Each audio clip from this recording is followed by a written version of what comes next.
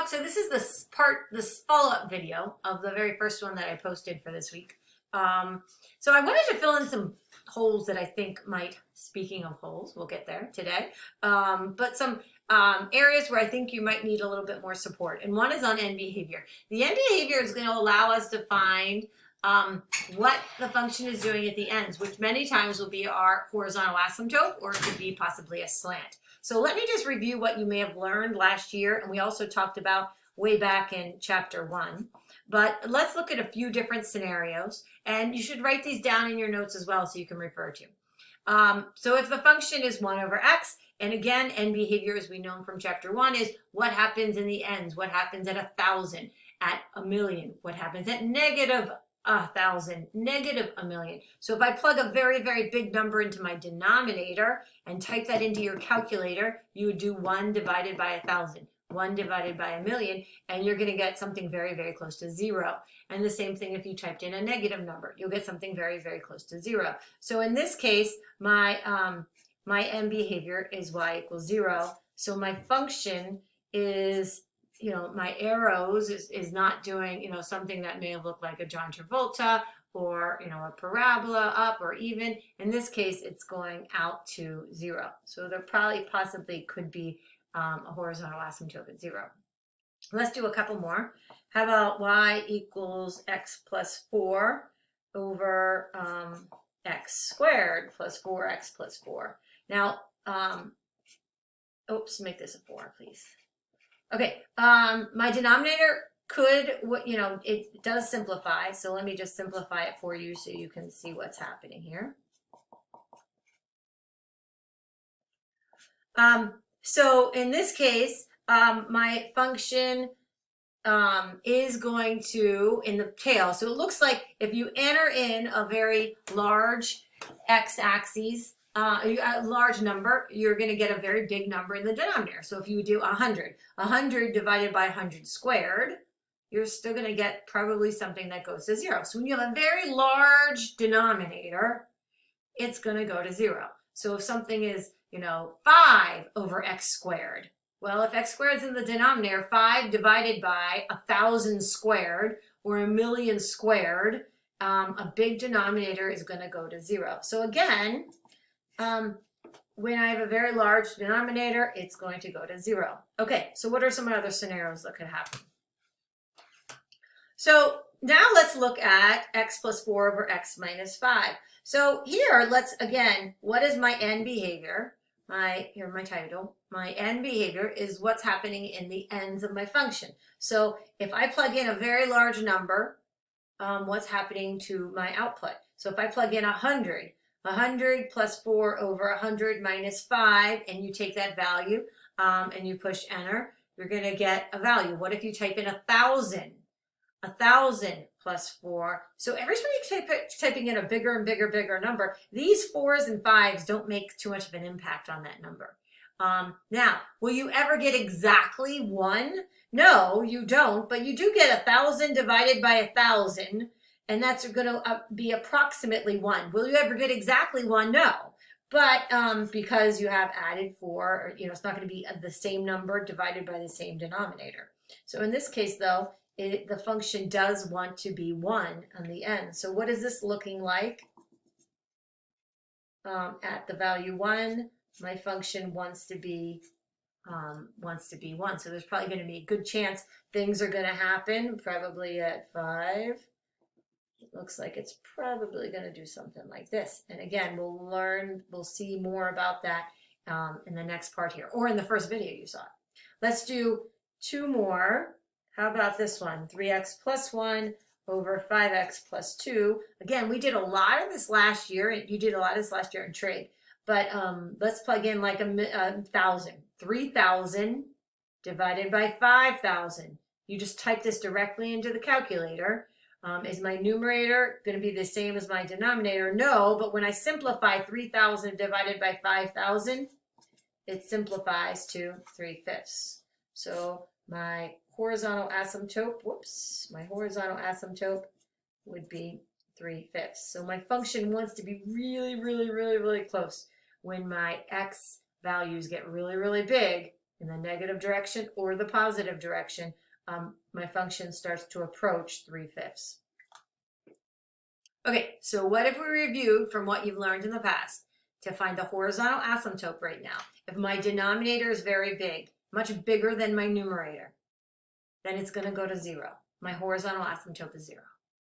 If my values, my numerator and denominator are about the same, then it's going to simplify to 1,000 divided by 1,000, which is going to simplify to and get approximately close to 1.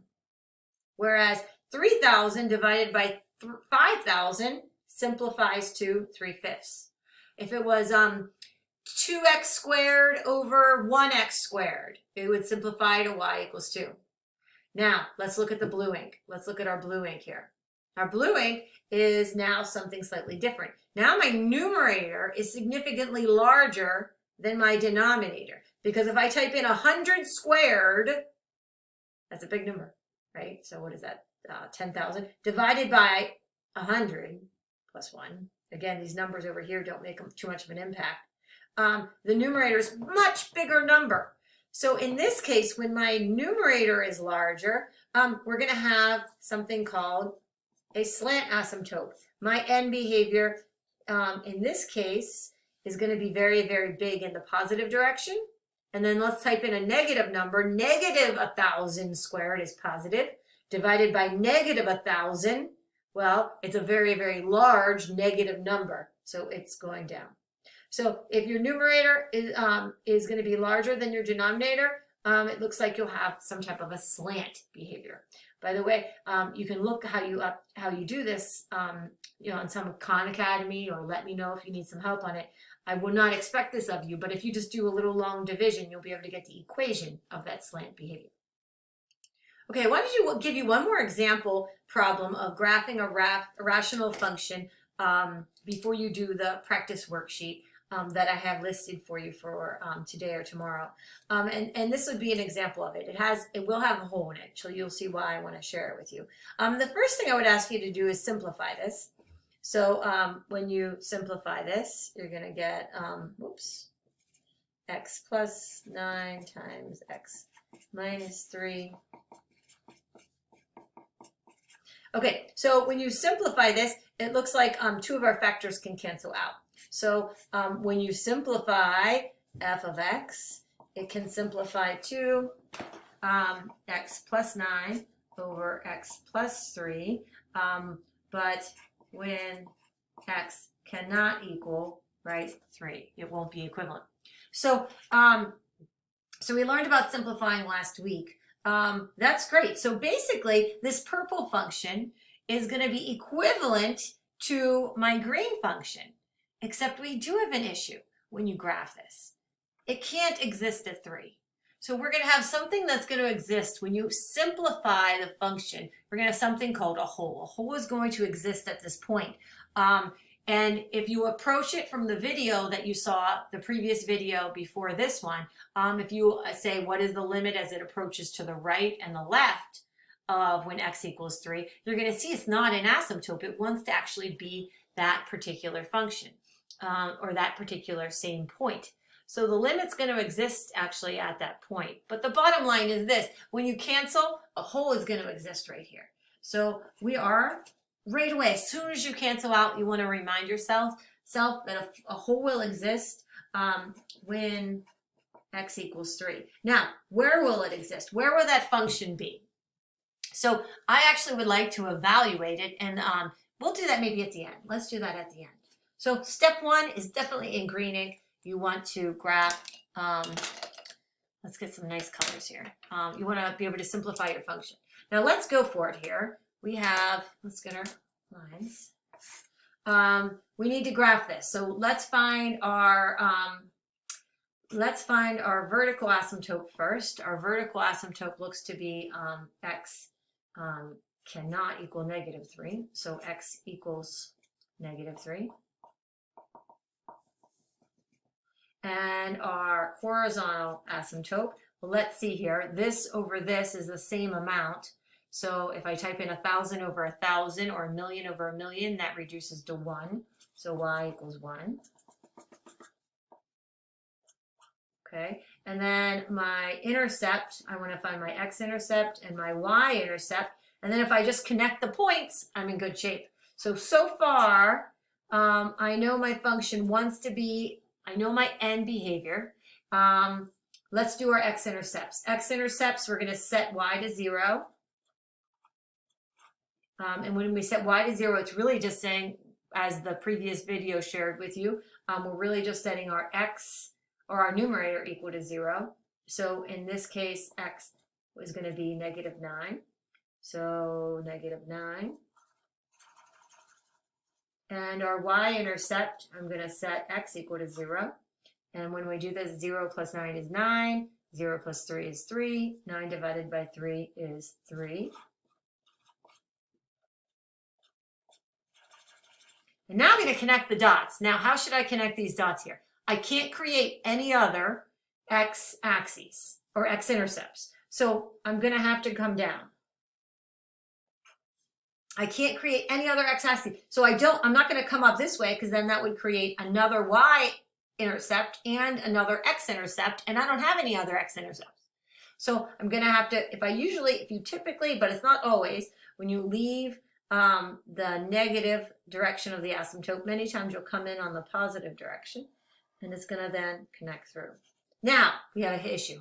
I'm going to go with red ink. We have a hole. Where is our hole? Our hole is at -3. Our function cannot exist at -3, right? I cannot plug in a -3. It'll give me a 0 in the denominator, and you can't divide by 0, right? So at 3, I have a hole.